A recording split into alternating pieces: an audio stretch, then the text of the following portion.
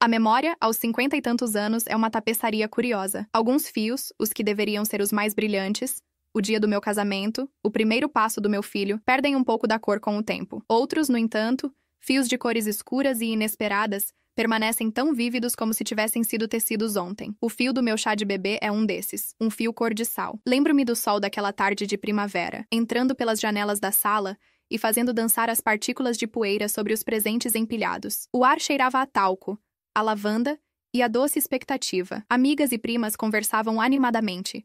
Suas vozes um zumbido feliz que embalava o meu bebê, ainda seguro e anônimo em meu ventre de 8 meses. Eu estava exausta, inchada, mas flutuava em uma nuvem de contentamento. Tudo estava perfeito. Perfeito demais, talvez. O centro de tudo, o sol em torno do qual girava aquele pequeno universo de celebração, era a mesa de doces. E no centro da mesa, minha obra-prima, o bolo. 3 andares de pão de ló de amêndoas, recheado com um delicado creme de damasco e coberto com um buttercream de merengue suíço que me custara a manhã inteira para acertar o ponto. A decoração era simples e elegante. Pequenas flores de açúcar que eu mesma moldara, uma a uma, nas semanas anteriores. Aquele bolo não era apenas uma sobremesa. Era um símbolo, um ato de amor pela filha que eu esperava. Um testamento da minha alegria. Ao lado do meu, havia outro bolo, igualmente bonito, talvez até mais vistoso. Um red velvet imponente, coberto com um cream cheese frosting espesso e decorado com arabescos profissionais. Era o bolo da minha cunhada, Valéria. Para ajudar, ela dissera, com um sorriso que nunca alcançava seus olhos. Você não devia se cansar nesse seu estado. Eu agradeci, ignorando a pontada sutil em suas palavras. A eterna competição que ela insistia em manter comigo desde que eu me casara com seu irmão, Marcos. O momento crucial se aproximava. As fotos haviam sido tiradas, os presentes abertos. Era a hora de cortar os bolos. As convidadas se reuniram ao redor da mesa, os celulares em punho. Minha sogra, uma mulher de uma bondade genuína que parecia não perceber a animosidade da filha, me entregou a espátula de prata da família. Com cuidado, querida.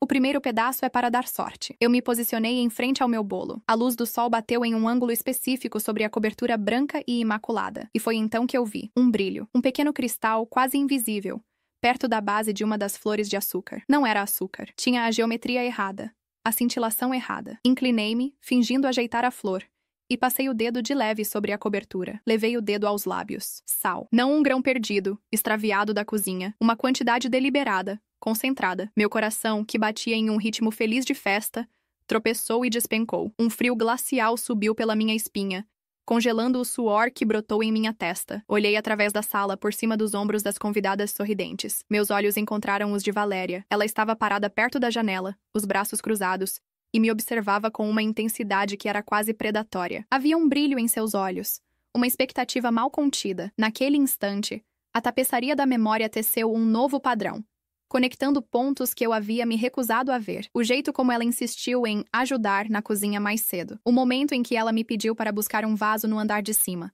deixando-a sozinha com os bolos por alguns minutos. A forma como seu sorriso se repuxou quando as pessoas elogiavam a minha decoração. Não era imaginação minha, não era paranoia de grávida. Era um fato, tão real e chocante quanto o gosto salgado em minha língua. Ela havia sabotado o meu bolo. Ela queria me humilhar publicamente, no dia que deveria ser um dos mais felizes da minha vida. Queria que o símbolo do meu amor se transformasse em uma piada de mau gosto, que cada convidada levasse para casa não a lembrança de um bolo delicioso, mas o gosto de sal e decepção. A dor inicial foi aguda, uma facada no peito. Senti as lágrimas queimando atrás dos meus olhos. Minha primeira inclinação foi desmoronar. Chorar, apontar para ela e gritar a verdade, expor sua maldade para todos. Mas então, algo mais profundo despertou em mim. Era a leoa, a mãe protetora que já vivia dentro de mim. Aquela festa não era sobre mim, era sobre minha filha, e eu não permitiria que a amargura de Valéria estragasse aquela memória. Eu não lhe daria o prazer da minha derrota. Napoleon Hill escreveu que toda a adversidade carrega consigo a semente de um benefício equivalente ou maior. Naquele momento, com o gosto de sal na boca e o coração em pedaços, eu decidi que não seria a vítima, eu seria a estrategista. A semente da humilhação que Valéria plantou daria um fruto que ela jamais esperaria.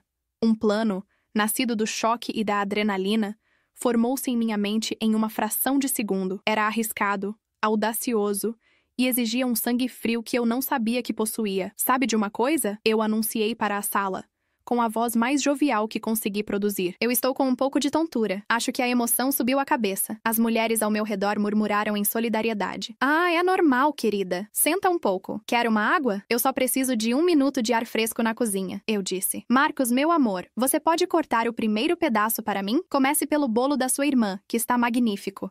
Quero que todos provem a delícia que a Valéria fez. Tá. Todos os olhos se viraram para Valéria, que foi pega de surpresa pelo elogio público e inesperado. Um rubor de vaidade e triunfo coloriu seu rosto. Ela deu um sorrisinho presunçoso. Marcos, meu marido, sempre tão bom e um pouco ingênuo para as maldades do mundo, sorriu, orgulhoso da irmã. Claro, meu bem, pode deixar. Era a distração perfeita. Enquanto todos se concentravam em Marcos e no bolo Red Velvet, eu me retirei para a cozinha com a mão na testa, encenando minha fraqueza. Mas meus pés não me levaram para a porta dos fundos em busca de ar. Eles me levaram para o saleiro na despensa. Com o coração martelando como um tambor de guerra, peguei um punhado generoso de sal grosso. Voltei para a sala de jantar, que estava conectada à cozinha por uma porta de serviço, agora vazia. Todos estavam na sala de estar, observando a cerimônia improvisada do corte do bolo de Valéria. Eu tinha talvez 30 segundos. Aproximei-me da mesa de doces como uma ladra na noite. Meus movimentos eram rápidos e precisos. Com uma faca pequena, fiz uma incisão discreta na lateral do bolo dela, a parte que ficava virada para a parede. Cuidadosamente, inseri o sal, empurrando-o para o interior do bolo com o cabo da faca. Depois, usei a própria faca para alisar a cobertura, disfarçando o pequeno furo. Era uma cirurgia de vingança, executada com a precisão de uma confeiteira e a frieza de um general. E então, a segunda parte do plano, a mais ousada. Com as 2 mãos, segurando a respiração, levantei meu bolo sabotado do seu pedestal. Por 1 segundo, o peso pareceu demais. Meus braços tremeram, mas a imagem do sorriso presunçoso de Valéria me deu uma força sobre-humana. Movi-me rapidamente para o outro lado da mesa e troquei os bolos de lugar. Meu bolo, agora com uma carga oculta de sal, estava onde o dela estivera. E o bolo dela, o Red Velvet perfeito e inocente, estava agora em frente ao lugar onde eu deveria cortá-lo. Voltei para a cozinha, o coração na garganta. Lavei as mãos, respirei fundo 3 vezes, tentando acalmar a tempestade dentro de mim. Compus meu rosto em uma máscara de frágil recuperação e voltei para a sala de estar, bem a tempo de ver Marcos entregando o primeiro prato com uma fatia vermelha e vibrante do bolo de Valéria para as minha sogra. Aqui, mãe, a primeira fatia para dar sorte à sua neta. Eu sorri, um sorriso genuíno de alívio e triunfo. O primeiro ato da minha peça estava concluído. Valéria, do outro lado da sala, ainda me observava, mas agora a expectativa em seus olhos estava misturada com uma leve confusão. Ela não entendia por que eu havia direcionado os holofotes para o bolo dela. Ela esperava o meu colapso, a minha humilhação, mas eu não lhe daria esse espetáculo. Eu lhe daria algo muito melhor. Eu lhe daria uma colherada do seu próprio veneno, servido em um prato de prata, com um sorriso no rosto. A cortina estava prestes a subir para o segundo ato, e a protagonista da tragédia não seria eu. A sala de estar se encheu de murmúrios de aprovação, enquanto as primeiras fatias do bolo Red Velvet eram distribuídas. Valéria, está divino! Exclamou uma tia. Que massa fofinha! Comentou uma prima. Cada elogio ao bolo inocente que agora ocupava o lugar do meu era uma pequena vitória, uma nota na sinfonia da minha revanche silenciosa. Valéria recebia os cumprimentos com um ar de falsa modéstia, mas seus olhos continuavam a me seguir, impacientes. Ela estava esperando o momento em que meu bolo, o verdadeiro alvo de sua maldade, fosse servido. Eu me deliciava com sua agonia contida, sua ansiedade crescente. Deixei que o momento se prolongasse, conversando com as convidadas, agradecendo pelos presentes, fazendo com que todos se servissem de mais uma rodada de café antes do grande finale. Eu era a maestrina daquela orquestra, e a atenção era o meu instrumento principal. Marcos, meu querido e alheio Marcos, veio até mim com um prato contendo uma fatia generosa do bolo da irmã. Você precisa provar, Lúcia. Está maravilhoso. Você está melhor? Muito melhor, meu amor. Respondi, dando uma pequena garfada no bolo. Realmente delicioso, afirmei, olhando diretamente para Valéria por um instante. Vi uma centelha de frustração em seu olhar. Ela não entendia o meu jogo. Para ela, que vivia em um mundo de confrontos diretos e veneno explícito, minha serenidade era desconcertante. Finalmente anunciei. Bom, agora acho que estou pronta para fazer as honras ao meu bolo. A sala se animou novamente. Aproximei-me da mesa, onde o bolo de 3 andares, o bolo dela, agora disfarçado como o meu, esperava, majestoso e traiçoeiro. Peguei a espátula, a mesma que minha sogra me dera antes. Como manda a tradição, o primeiro pedaço é para a futura vovó, eu disse, sorrindo para minha sogra. Mas então fiz uma pausa dramática. Mas hoje eu gostaria de quebrar a tradição. Gostaria que o primeiro pedaço fosse para alguém que foi uma ajuda tão grande, uma inspiração. Valéria, minha querida cunhada, Por favor, aceite a primeira fatia como um agradecimento por todo o seu apoio. A surpresa no rosto dela foi genuína. Por um momento, ela pareceu desarmada. Oferecer a ela a primeira fatia do bolo que ela mesma sabotara era uma audácia que ela não conseguia processar. Era a isca perfeita. E ela a mordeu sem hesitar. A vaidade, sua grande fraqueza, falou mais alto que a cautela. Ela não podia recusar uma homenagem pública. Ah, Lúcia! Você não precisava, ela disse, aproximando-se com um sorriso triunfante. O sorriso de quem está prestes a testemunhar a própria vitória. Cortei uma fatia generosa, garantindo que pegasse a área central onde eu havia concentrado a maior parte do sal. Coloquei-a em um prato de porcelana e, com a pompa de um mestre de cerimônias, entreguei a ela. Por favor, você merece. Valéria pegou o prato, os olhos brilhando. Ela se virou para as convidadas como uma atriz no palco. Bom, vamos ver se o bolo da Lúcia é tão bom quanto o meu. Ela brincou. E algumas pessoas riram. Ela afundou o garfo na massa fofa de pão de ló de amêndoas. Levou o pedaço à boca com um ar de superioridade. E então, o mundo parou. Observei cada microexpressão em seu rosto. Primeiro, a mastigação confiante. Depois, uma pausa. A mandíbula dela parou de se mover. Seus olhos se arregalaram levemente. A língua, eu imaginei, estava sendo assaltada por uma onda de salinidade pura. Uma traição sensorial que seu cérebro não conseguia computar. O sorriso em seu rosto vacilou, congelou e começou a se desintegrar. Ela piscou. 1, 2 vezes. A confusão deu lugar ao choque, e o choque à mais pura e absoluta incredulidade. Ela olhou para o bolo em seu prato, depois para mim, e em seus olhos, eu vi o exato momento em que ela entendeu. Ela entendeu a troca, entendeu a cirurgia, entendeu a audácia do meu contra-ataque. Sua pele, que estava corada de triunfo, tornou-se pálida como cera. Ela engasgou, levando a mão à boca, tentando engolir o bocado ofensivo, mas seu corpo se rebelou. Com um som contido de horror, ela se virou e praticamente cuspiu o conteúdo de sua boca em um guardanapo. A sala, que antes era um zumbido de conversas, ficou em um silêncio mortal. Todos os olhos estavam fixos nela. Minha sogra, preocupada, levantou-se. Valéria, minha filha, o que foi? Você está bem? Valéria não conseguia falar. Ela apenas balançava a cabeça, os olhos arregalados de pânico, fitando-me com uma mistura de ódio e pavor. Ela parecia um animal pego em uma armadilha que ela mesma havia montado. O que aconteceu, Val? O bolo não está bom? Perguntou Marcos, a inocência em sua voz quase cômica diante da cena. Eu me aproximei, com uma expressão de pura e fingida preocupação. Nossa, Valéria, você não gostou? Que estranho. Eu mesma fiz a massa hoje de manhã. Deixe-me provar. Peguei um pequeno pedaço de outra parte do bolo, uma parte que eu sabia estar limpa, e o levei à boca. Ué, para mim parece normal. Doce, com gosto de amêndoas. Será que o seu pedaço estava com algum problema? A armadilha era perfeita. Ela não podia admitir o que estava acontecendo. Como ela poderia dizer, este bolo está cheio de sal, sem que a pergunta seguinte fosse, mas como você sabe disso com tanta certeza? Como ela poderia me acusar de sabotar o bolo que todos pensavam ser o meu? Qualquer acusação que ela fizesse, ricochetearia e a atingiria em cheio. Ela estava presa, afogando-se em um mar de sal e silêncio. Eu não estou me sentindo bem, ela gaguejou, empurrando o prato para longe como se fosse veneno. Preciso de água, preciso ir ao banheiro. E sem outra palavra, ela fugiu da sala, quase correndo, deixando para trás um rastro de confusão e constrangimento. A festa nunca se recuperou daquele momento. A atmosfera de alegria havia se rompido, substituída por uma tensão desconfortável e perguntas não ditas. As convidadas começaram a se despedir mais cedo, com desculpas esfarrapadas e olhares curiosos. Minha sogra tentava entender o que havia acontecido com a filha, enquanto meu sogro, um homem quieto, apenas balançava a cabeça,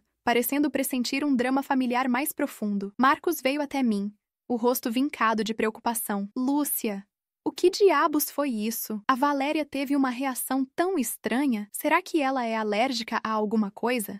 Amêndoas? Eu olhei para o meu marido. Eu o amava por sua bondade, por sua incapacidade de ver maldade nos outros, especialmente em sua irmã, mas naquele momento, eu precisei que ele saísse da névoa de sua negação. Não, Marcos.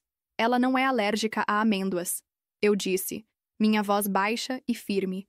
O espetáculo agora terminado. A hora da verdade se aproximando. Ela é alérgica à minha felicidade. Peguei a mão dele e o conduzi para longe da sala, agora quase vazia, em direção à cozinha, onde a verdadeira tempestade estava prestes a começar. O chá de bebê havia acabado. A guerra familiar estava apenas começando. E pela primeira vez, eu não me sentia como uma vítima em potencial, mas como uma combatente que havia acabado de vencer a primeira e mais importante batalha, a batalha pela minha própria dignidade. A cozinha parecia um campo de batalha após o cessar-fogo. Pratos sujos empilhados, restos de salgadinhos, o cheiro de café frio misturado ao aroma doce dos bolos. O contraste com o drama silencioso que acabara de se desenrolar na sala era gritante. Marcos me seguiu, sua confusão se aprofundando a cada passo. Lúcia, o que você quer dizer com alérgica à sua felicidade? Isso não faz sentido.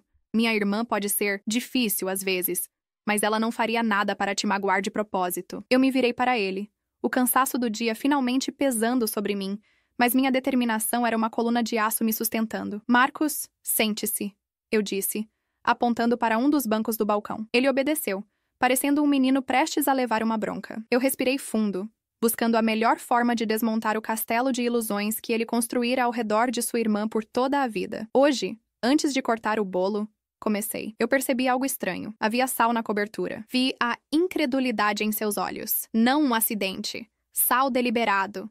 E eu sabia, eu simplesmente soube, que tinha sido a Valéria. Lembrei-me de quando ela me mandou para o andar de cima, de como ela ficou sozinha aqui. Lembrei-me do olhar dela quando todos elogiavam as minhas coisas. Não era orgulho, Marcos. Era inveja. Uma inveja tão corrosiva que a levou a tentar me humilhar da forma mais cruel no dia mais especial da minha vida. Ele balançou a cabeça, em negação. Não, Lúcia. Não, deve haver um engano. Por que ela faria isso? É monstruoso, concordei. E é por isso que eu não podia deixar passar. Foi por isso que fingi a tontura. Foi por isso que te pedi para cortar o bolo dela primeiro. E foi por isso, fiz uma pausa, que eu troquei os bolos. A confissão pairou no ar entre nós. Os olhos de Marcos se arregalaram. Ele olhou da minha cara séria para a porta da sala, como se tentasse rebobinar os eventos em sua mente sob essa nova luz. A reação de Valéria, sua fuga, o gosto horrível que só ela sentiu. As peças do quebra-cabeça começaram a se encaixar, formando uma imagem feia e inegável. Você trocou os bolos? Ele sussurrou atônito. Então o bolo que ela comeu era o seu? O que ela mesma sabotou? Exatamente. Eu não tive tempo de remover o sal. A única coisa que eu podia fazer era garantir que a pessoa certa o provasse. Eu lhe dei uma colherada do próprio veneno dela, Marcos. E a reação dela confirmou tudo. Não confirmou? Ele ficou em silêncio por um longo tempo, o rosto uma máscara de conflito. Eu podia ver a batalha interna em seus olhos. A lealdade ao sangue de sua irmã contra a lealdade à sua esposa e à sua futura filha. A imagem de Valéria como a irmãzinha que ele sempre protegeu estava se chocando violentamente com a imagem de uma mulher capaz de uma maldade tão calculada. Eu não posso acreditar, ele disse finalmente. Mas sua voz não tinha mais a convicção de antes. Tinha o tom de alguém cujo mundo está desmoronando. Eu preciso falar com ela. Naquele momento, Valéria entrou na cozinha. Ela havia lavado o rosto, mas seus olhos estavam vermelhos e inchados, e sua pele ainda estava pálida. Ela não nos viu imediatamente. Foi direto para a geladeira e pegou uma garrafa de água, bebendo em grandes goles. Quando se virou e nos viu ali, parados, observando-a, ela estremeceu. O confronto era inevitável. Valéria. Marcos começou, a voz rouca. Nós precisamos conversar. Não temos nada para conversar. Ela retrucou, a voz ríspida, tentando recuperar uma fachada de desafio. Sua esposa é louca. Ela deve ter colocado algo no próprio bolo. Deve ter estragado. Chega de mentiras, Valéria. Eu disse, minha voz subindo pela primeira vez. A paciência da estrategista havia se esgotado. Agora era a mulher ferida falando. Eu vi o sal antes de cortar. E você sabe que eu vi. E você sabe o que eu fiz. O jogo acabou. Eu não sei do que você está falando. Ela gritou, os olhos faiscando de ódio. Você está tentando me incriminar, virar meu irmão contra mim. Valéria, por favor!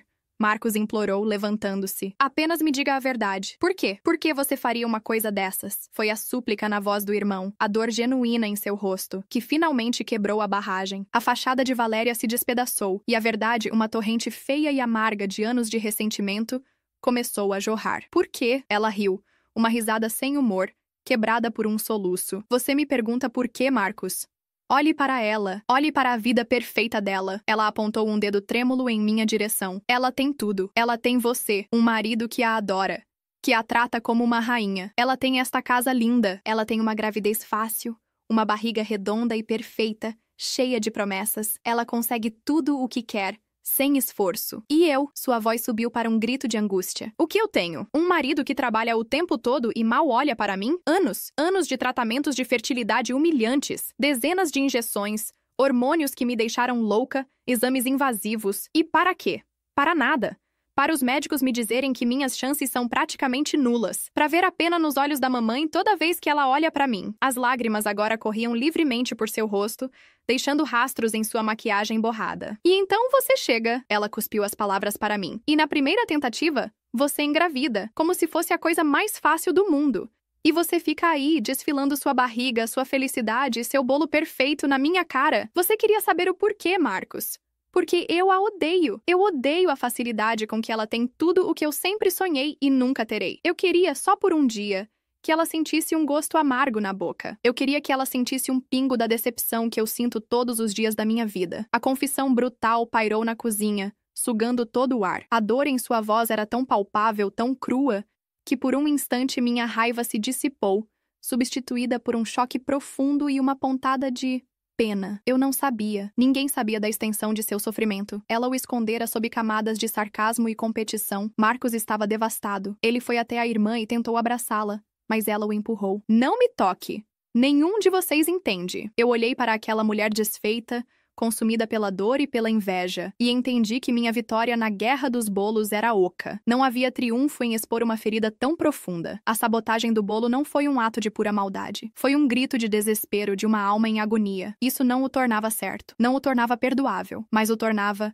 compreensível, de uma forma terrivelmente humana. Valéria, eu disse, a voz mais suave agora. Eu sinto muito pela sua dor. Eu não fazia ideia. Não quero sua pena! Ela gritou antes de sair correndo da cozinha, batendo a porta dos fundos atrás de si. Ficamos ali, eu e Marcos, no meio dos destroços da festa e das revelações. O cheiro doce do bolo inocente de Valéria, ainda na mesa, parecia uma zombaria. Marcos afundou no banco novamente, a cabeça entre as mãos. O silêncio era pesado, preenchido apenas pelo som de sua respiração abalada. A batalha que eu pensei ter vencido havia apenas nos levado a um campo de batalha muito maior e mais complicado. Não se tratava mais de sal e bolo. Tratava-se de infertilidade, de sonhos quebrados, de um abismo de dor que agora se abria no centro de nossa família, ameaçando engolir a todos nós. E eu, com meu bebê crescendo dentro de mim, um símbolo vivo de tudo o que Valéria não podia ter, estava bem no epicentro do terremoto. A partida de Valéria deixou um vácuo na cozinha, um silêncio que era mais barulhento do que seus gritos. Marcos permaneceu imóvel, a cabeça entre as mãos, como se o peso da confissão de sua irmã tivesse curvado sua espinha. Eu me aproximei e coloquei a mão em seu ombro. Ele estremeceu, mas não se moveu. A dor dele era palpável, uma mistura de choque, tristeza e uma culpa que não lhe pertencia, mas que ele insistia em carregar, como sempre fazia quando se tratava de Valéria. Isso não é sua culpa, Marcos, eu disse suavemente. Ele levantou a cabeça, os olhos vermelhos. Como não, Lúcia? Ela é minha irmã. Ela estava sofrendo todo esse tempo, debaixo do meu nariz, e eu não vi nada. Eu estava tão feliz com a nossa vida, com o bebê, que fiquei cego para a dor dela. Eu deveria ter percebido. Eu deveria ter feito mais. O que você poderia ter feito? Perguntei, sentando-me ao lado dele. Ela escondeu isso de todo mundo. Ela transformou a dor dela em uma armadura de sarcasmo. Ninguém poderia ter adivinhado a profundidade do poço em que ela estava. Mas eu sou o irmão dela, ele insistiu, a voz embargada. Eu deveria saber. Talvez se eu tivesse conversado mais com ela, se eu tivesse sido menos feliz na frente dela. Ah, meu amor, eu suspirei, meu coração se partindo por sua bondade e sua culpa equivocada. Você não pode se desculpar por ser feliz. E não pode curar a dor dela diminuindo a sua própria alegria. Isso não ajuda ninguém. Eu segurei seu rosto entre minhas mãos. O que ela fez hoje foi horrível, Marcos. Inaceitável. A dor dela explica, mas não justifica. Não podemos esquecer isso. Nossos pais, dele e meus, que haviam ficado para ajudar a arrumar a bagunça, entraram na cozinha naquele momento. Seus rostos uma mistura de preocupação e confusão. Eles ouviram o final da nossa conversa. Minha sogra, os olhos cheios de lágrimas, perguntou: "O que está acontecendo? Onde está a Valéria? O que havia de errado com aquele bolo? Chega de segredos. Chega de proteger Valéria às custas da verdade." Marcos e eu nos olhamos. E em um acordo silencioso, decidimos que era hora de expor toda a ferida, por mais doloroso que fosse. Sentados ao redor da mesa da cozinha, entre os restos de uma festa que agora parecia ter acontecido em outra vida, nós contamos tudo. A sabotagem, a troca dos bolos, a confissão de Valéria, a história de sua luta secreta contra a infertilidade. Para os meus sogros foi um golpe duplo, a vergonha pelo ato da filha e a dor imensa por seu sofrimento oculto. Minha sogra chorava silenciosamente, o rosto enterrado nas mãos. Minha pobre menina, por que ela não nos contou? Por que ela carregou esse fardo sozinha? Meu sogro, um homem de poucas palavras, Tinha o rosto endurecido pela decepção. Não há desculpa para o que ela fez. Dor não dá a ninguém o direito de ser cruel. A noite se arrastou em um nevoeiro de conversas difíceis e emoções cruas. Decidimos que Valéria precisava de espaço, e nós também. Marcos tentou ligar para ela várias vezes, mas o celular caía na caixa postal. Ele ligou para o marido dela, Ricardo, que estava viajando a trabalho e não sabia de nada. Marcos contou uma versão resumida, dizendo apenas que Valéria estava muito abalada e que precisavam conversar seriamente quando ele voltasse. Quando finalmente ficamos sozinhos em nossa casa, o silêncio era denso. Eu me sentia como se tivesse corrido uma maratona. O cansaço físico da gravidez se misturava a uma exaustão emocional profunda. Enquanto eu me preparava para dormir, Marcos entrou no quarto. Ele havia tomado uma decisão. Eu preciso que você me prometa uma coisa, Lúcia. Ele disse, a voz firme pela primeira vez desde o confronto. Não importa o que aconteça. Não vamos deixar que isso nos envenene. Não vamos deixar que a amargura dela destrua a nossa alegria. Eu não vou, prometi. E era verdade. A raiva que eu sentia havia se transformado em algo mais complexo, uma determinação feroz de proteger a minha paz e a santidade da família que estávamos construindo. E eu preciso te pedir outra coisa, ele continuou, a voz vacilante. Eu sei que o que ela fez foi imperdoável, mas ela é minha irmã. Ela está doente, não no corpo, mas na alma. Eu não posso virar as costas para ela completamente. Eu preciso tentar ajudá-la. Isso não significa que eu a perdoo ou que eu espero que você a perdoe. Mas eu preciso tentar. Você consegue entender isso? Eu olhei para o meu marido. Para o seu coração bom e dividido. Eu sabia que essa era a batalha dele. Assim como a guerra dos bolos fora a minha. Negar a ele o direito de tentar salvar sua irmã seria uma crueldade da minha parte. Mas eu também precisava traçar uma linha. Uma fronteira para proteger a mim e a minha filha. Eu entendo, Marcos, eu disse, escolhendo minhas palavras com cuidado. Eu entendo que você precise tentar, e eu não vou te impedir, mas você precisa entender o meu lado também. Eu não me sinto segura perto dela. Não agora. A confiança foi quebrada de uma forma muito profunda. Então você pode tentar ajudá-la, mas eu preciso de distância. E mais importante, nossa filha precisa de distância, até que Valéria procure ajuda de verdade. Até que ela demonstre que mudou.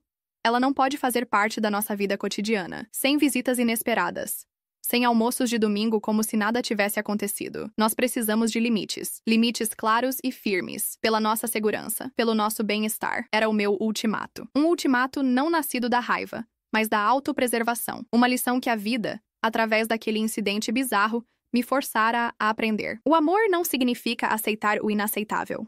O perdão não significa amnésia, e a família, às vezes, requer fronteiras bem guardadas para sobreviver. Marcos ouviu em silêncio, absorvendo cada palavra. Eu vi em seus olhos a aceitação. Ele entendeu que eu não estava pedindo que ele escolhesse um lado, mas que reconhecesse que agora havia dois lados distintos, com necessidades diferentes. Ok, Lúcia. Limites. Eu entendo. Naquela noite, deitada na cama, com a mão sobre a minha barriga, onde minha filha se movia suavemente, eu senti uma clareza que nunca tivera antes. O incidente do bolo, por mais doloroso que tivesse sido, foi um catalisador. Ele forçou a saída de um veneno que estava corroendo nossa família por dentro, em silêncio. Ele nos obrigou a confrontar verdades feias e a tomar decisões difíceis. Aquele dia não foi o fim da minha alegria, foi o fim da minha inocência e o começo da minha força. Eu havia protegido minha festa, havia protegido minha filha, e o mais importante, havia protegido a mim mesma. A batalha estava longe de terminar, mas eu sabia, com uma certeza inabalável, em qual lado eu estava lutando. O lado da minha nova família, da minha paz e do meu futuro. E esse era um lado pelo qual valia a pena lutar. Não importava quantos bolos fossem sabotados no caminho. Os meses seguintes foram como caminhar sobre uma fina camada de gelo. A notícia do que acontecera no chá de bebê se espalhou pela família como uma onda de choque silenciosa. Não houve grandes discussões ou telefonemas acusatórios. Em vez disso, instalou-se uma quietude pesada, uma cautela que não existia antes. Os almoços de domingo na casa dos meus sogros, que eram uma tradição sagrada, foram suspensos indefinidamente. As conversas ao telefone eram curtas e focadas em assuntos práticos. A ferida estava aberta, e ninguém sabia ao certo como começar a costurá-la. Valéria desapareceu. Ela não atendia às ligações de ninguém, nem mesmo as de sua mãe. Ricardo, seu marido, voltou de viagem e se viu no meio de um furacão. Tivemos uma conversa difícil com ele. Ele ficou chocado, envergonhado e profundamente triste. Ele confirmou a luta deles com a infertilidade, mas admitiu que não tinha ideia da extensão do impacto psicológico que isso tivera em Valéria. Ele se sentia culpado por sua ausência, por seu foco no trabalho. Ele prometeu que iria convencê-la a procurar ajuda profissional. Terapia. Era a única coisa que queríamos ouvir. Marcos cumpriu sua promessa. Ele manteve uma distância respeitosa, mas não cortou os laços. Ele enviava mensagens para Valéria, uma vez por semana, sempre a mesma. Estou aqui quando você quiser conversar. Eu te amo. Ela nunca respondia. Ele conversava com Ricardo regularmente, oferecendo apoio, tentando entender o que se passava. Foi uma jornada solitária e dolorosa para ele. E eu fiz o meu melhor para apoiá-lo, para ser o seu porto seguro, mesmo que não pudesse participar ativamente de sua missão de resgate. Enquanto isso, minha gravidez avançava, a cada chute, a cada consulta médica, a cada peça de enxoval que eu dobrava e guardava, eu me concentrava no futuro, na nova vida que estava prestes a chegar. O incidente do bolo, embora sempre presente no fundo da minha mente, começou a perder sua nitidez. Tornou-se o pano de fundo de uma história maior, a minha transformação em mãe. Os limites que eu estabeleci foram a minha salvação. Eles criaram uma bolha de tranquilidade ao nosso redor, permitindo que nos concentrássemos no que realmente importava. Aprendi uma lição poderosa sobre o poder de dizer não. Não à manipulação. Não ao drama. Não a qualquer coisa ou pessoa que ameaçasse a paz do ninho que eu estava construindo. Foi uma lição que me serviu para o resto da vida. Minha filha, a quem chamamos de Laura, nasceu em uma manhã ensolarada de novembro. Ela era perfeita, pequena, enrugada, com um tufo de cabelo escuro e os olhos do pai. Segurá-la em meus braços pela primeira vez foi como se o universo inteiro fizesse sentido. Toda a dor, todo o drama das semanas anteriores, tudo se dissolveu naquele momento. Nada mais importava. A chegada de Laura trouxe uma nova dinâmica para a família. A alegria de um novo membro era um bálsamo, ainda que temporário, para a ferida aberta. Meus sogros, agora avós, mergulharam na neta com um amor que era quase desesperado, como se tentassem compensar a tristeza causada pela outra filha. Eles foram incrivelmente respeitosos com nossos limites. Sempre ligavam antes de vir. Nunca mencionavam o nome de Valéria em minha presença, a menos que eu iniciasse o assunto. Foi durante uma dessas visitas, quando Laura tinha cerca de 2 meses, que minha sogra, com os olhos cheios de lágrimas enquanto observava a neta dormir, finalmente me disse algo que carregava há muito tempo. Lúcia, eu preciso te agradecer. Agradecer? Pelo quê? Perguntei surpresa. Por ter sido forte, ela disse. Por ter feito o que fez. Eu, como mãe, fiquei arrasada pelo que a Valéria fez. Mas também fiquei orgulhosa de você. Você não se deixou abater. Você se protegeu. Protegeu minha neta. Você forçou a todos nós a encarar uma verdade que estávamos evitando. Você foi a adulta na sala, e eu nunca vou esquecer isso. Suas palavras foram um presente, uma validação que eu não sabia que precisava. Vindo da mãe de Valéria, aquilo significava o mundo para mim. O primeiro ano de vida de Laura passou voando, um turbilhão de fraldas, mamadas e noites mal dormidas, mas também de uma felicidade tão intensa que chegava a doer. Valéria continuava sendo um fantasma em nossas vidas. Soubemos através de Ricardo que ela havia começado a fazer terapia, mas que o processo era lento e difícil. Ela se recusava a falar sobre o incidente do chá de bebê, referindo-se a ele como aquele dia. O primeiro grande teste para nossos novos limites veio com o planejamento do batizado de Laura. Tradicionalmente, a tia paterna seria a madrinha, mas essa era uma possibilidade que nem sequer cogitamos. Escolhemos minha irmã mais nova e um dos melhores amigos de Marcos. Sabíamos que a decisão magoaria profundamente meus sogros, e talvez até mesmo Valéria, onde quer que ela estivesse em sua jornada de cura. Marcos foi o encarregado de dar a notícia aos pais. Ele foi firme, mas gentil. Explicou que a escolha dos padrinhos era baseada em confiança e na certeza de que eles seriam uma presença constante e positiva na vida de Laura. E no momento, não podíamos ter essa certeza em relação a Valéria. Foi uma conversa dolorosa, mas necessária. Meus sogros, embora tristes, aceitaram. Eles entenderam que as consequências dos atos de Valéria eram duradouras. Decidimos convidar Valéria e Ricardo para o batizado. Foi um passo enorme para mim, um ramo de oliveira estendido sobre um abismo. Enviamos o convite pelo correio, sem nenhuma nota pessoal, apenas o convite formal. Eu não esperava que ela viesse. Parte de mim, para ser honesta, torcia para que não viesse. A ideia de tê-la na mesma igreja, na mesma festa de celebração para minha filha, ainda me causava um calafrio. Para minha surpresa, Ricardo ligou para confirmar a presença dos dois. Meu coração afundou um pouco. Aquele dia, que deveria ser de pura alegria, agora teria uma nuvem de tensão pairando sobre ele. Mas eu respirei fundo e me lembrei da minha força. Eu não permitiria que a presença dela roubasse o brilho daquele dia. Eu estava no controle da minha paz. No dia do batizado, a igreja estava cheia de amigos e familiares. Laura, em seu vestidinho de renda branca, parecia um anjo. Eu a segurava no colo, sentindo seu calorzinho contra o meu peito, e tentava me concentrar apenas nela. Então eu os vi entrar. Ricardo, com um terno escuro e uma expressão nervosa. E Valéria, ela estava diferente, mais magra, o cabelo cortado curto. Usava um vestido simples, de cor neutra. Não havia joias, nem maquiagem forte. A arrogância em sua postura havia desaparecido. substituída por uma hesitação, uma fragilidade que eu nunca vira nela antes. Ela não olhou para ninguém, manteve os olhos baixos enquanto caminhava para um banco no fundo da igreja, o mais longe possível de onde estávamos. Durante toda a cerimônia, eu podia sentir seu olhar sobre nós. Não era o olhar de ódio e inveja do chá de bebê. Era algo diferente, algo que eu não conseguia decifrar. Uma mistura de tristeza, arrependimento, talvez até saudade. Quando o padre derramou a água benta na cabeça de Laura e ela soltou um pequeno resmungo, vi Valéria levar a mão à boca e tive certeza de que ela estava chorando. Aquele momento, tão carregado de simbolismo, mudou algo em mim. A imagem dela, encolhida no fundo da igreja, chorando silenciosamente pelo batismo da sobrinha que ela nunca poderia ter como afilhada, quebrou a última barreira de raiva que eu ainda guardava. Ali não estava a minha inimiga. Estava apenas uma mulher quebrada, pagando o preço alto por seus erros, de luto por uma vida que não era a sua. A guerra dentro de mim finalmente havia acabado, não com um tratado de paz ou um aperto de mãos, mas com uma onda silenciosa e inesperada de compaixão. A pequena recepção após o batizado aconteceu no salão de festas do nosso prédio. O clima era cordial, mas contido. Valéria e Ricardo permaneceram em um canto, conversando apenas quando abordados. Eu os observava de longe, enquanto cumprimentava os convidados. Em um determinado momento, Ricardo se aproximou de mim, sozinho. Lúcia, sei que as palavras não significam muito, mas eu queria te pedir perdão, mais uma vez, em nome da Valéria e em meu nome. O que aconteceu foi imperdoável, e nós estamos felizes por vocês, pelo batizado da Laura. Ela é linda. Obrigada, Ricardo. Eu disse sinceramente. Eu aprecio isso. A Valéria, ela quer falar com você. Ele continuou, hesitante. Ela não tem coragem de se aproximar. Ela pediu para eu perguntar se você estaria disposta a encontrá-la, por alguns minutos em particular. Meu primeiro instinto foi dizer não. Eu não devia nada a ela. Eu não precisava ouvir mais nada. Mas então, olhei para o rosto dela, do outro lado do salão. Ela me observava, os olhos suplicantes. Eu vi o medo, o desespero, e pensei em minha filha. Pensei no tipo de mulher que eu queria que ela visse em mim. Uma mulher que guarda rancor?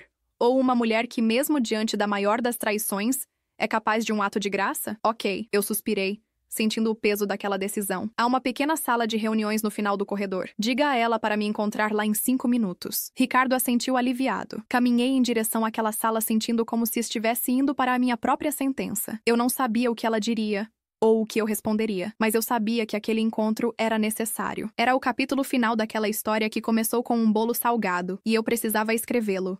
Não por ela, mas por mim, para finalmente, e de uma vez por todas, virar a página. A sala de reuniões era pequena e impessoal, com uma longa mesa de madeira e algumas cadeiras de escritório. O ar estava parado. Sentei-me em uma das cadeiras e esperei. Meu coração batia devagar e forte. Eu não estava mais com raiva, nem com medo. Sentia apenas uma calma exausta, a calma que vem depois de uma longa febre. A porta se abriu e Valéria entrou. Ela fechou a porta atrás de si, o clique da fechadura soando alto no silêncio. Ela não se aproximou da mesa, permanecendo perto da porta, como se precisasse garantir uma rota de fuga. Suas mãos torciam um pequeno guardanapo de papel. Obrigada por me receber, ela começou, a voz baixa e rouca. Eu apenas assenti, esperando que ela continuasse. Ela respirou fundo, como se buscasse coragem em algum lugar profundo. Lúcia, eu não sei por onde começar. Não há palavras para dizer o quão monstruoso foi o que eu fiz. Sinto muito, parece uma piada. É uma ofensa à dor que eu te causei. Ela fez uma pausa e lágrimas silenciosas começaram a rolar por seu rosto novamente. Minha terapeuta diz que eu preciso assumir a responsabilidade, parar de culpar minha dor, parar de culpar o mundo. A verdade é que eu estava doente. Doente de inveja, de amargura. Cada risada sua, cada postagem feliz, cada pedaço da sua vida que parecia tão fácil, era como ácido sendo derramado na minha ferida. E eu deixei esse ácido me consumir por dentro, até que eu me tornei um monstro. Ela olhou para mim pela primeira vez diretamente nos olhos. No dia do seu chá de bebê, eu não queria apenas estragar o seu bolo. Eu queria estragar você. Eu queria que você se sentisse feia, humilhada e sozinha, como eu me sentia todos os dias. Foi um ato de pura maldade, nascido da minha própria miséria. E a coisa mais terrível é que no momento em que eu vi o olhar de compreensão em seu rosto, quando você provou o bolo, eu não senti triunfo. Eu senti um horror profundo de mim mesma. Eu vi o monstro que eu havia me tornado. Sua confissão era brutalmente honesta. Não havia desculpas nem tentativas de justificar seu comportamento. Apenas a aceitação nua e crua de sua própria falha. Eu sei que não posso te pedir perdão, ela continuou, a voz embargada. Eu não mereço. E sei que a confiança entre nós nunca mais será a mesma. Eu destruí isso para sempre. A única coisa que eu posso te dizer é que estou tentando. Estou tentando me curar. Tentando me tornar uma pessoa que não é definida pela amargura. E eu queria te dizer isso. E dizer que a Laura, ela é a coisa mais linda que eu já vi. E ela tem sorte de ter uma mãe como você. Forte, corajosa. Ela terminou de falar e o silêncio voltou a preencher a sala. Eu a observei. A mulher que fora minha rival, minha algoz, agora reduzida a uma figura de arrependimento profundo. Pensei em tudo o que havíamos perdido. Anos de uma possível amizade, de cumplicidade familiar, tudo sacrificado no altar da inveja. O que você fez, Valéria? Eu comecei. Minha voz calma e medida. Foi a coisa mais dolorosa que alguém já me fez. Você não traiu apenas a mim. Traiu seu irmão, seus pais, a ideia de família. Você pegou a minha maior alegria e tentou transformá-la em cinzas. Eu a deixei absorver o peso das minhas palavras, mas eu também vi a sua dor. Naquele dia e hoje. E eu não quero carregar o peso do ódio pelo resto da minha vida. Não faz bem para mim. E não faria bem para a minha filha. Levantei-me e caminhei até ela. Parei a uma distância segura. Eu não sei se posso dizer que te perdoo. Talvez essa palavra seja grande demais para o que aconteceu. Mas eu posso dizer que eu aceito o seu arrependimento. E eu escolho seguir em frente. Eu escolho focar na minha família, na minha felicidade. E eu espero sinceramente que você encontre a sua. Que você encontre paz. Estendi a mão. Não para um abraço, não para um gesto de amizade. Apenas um aperto de mãos. Um reconhecimento. O fim de um conflito. Um armistício. Ela olhou para a minha mão estendida como se fosse um bote salva-vidas. Hesitante, ela a pegou. Sua mão estava fria e trêmula. O aperto de mãos durou apenas 1 segundo, mas foi carregado com o peso de 1 ano de dor, raiva e, finalmente, uma frágil e incerta resolução. Obrigada, Lúcia, ela sussurrou. Eu me afastei e fui em direção à porta. Adeus, Valéria. Saí daquela sala sentindo-me mais leve do que em muito tempo. Eu havia enfrentado o meu dragão e saído do outro lado. Não ilesa, mas inteira. A história não teve um final de conto de fadas, com um perdão milagroso e uma amizade restaurada. A vida real raramente funciona assim, mas teve um final verdadeiro. Um final de limites, de consequências, de responsabilidade e de uma escolha consciente de deixar o passado para trás para poder abraçar o futuro. Voltei para a festa, para o calor da minha família, para os braços do meu marido, para o sorriso da minha filha. O bolo do batizado, desta vez, era de uma confeitaria profissional, e era perfeitamente doce. E enquanto eu comia a minha fatia, eu sabia que a doçura não estava apenas no açúcar, estava na paz que eu havia lutado tanto para conquistar. E esse, eu decidi, era o sabor da vitória.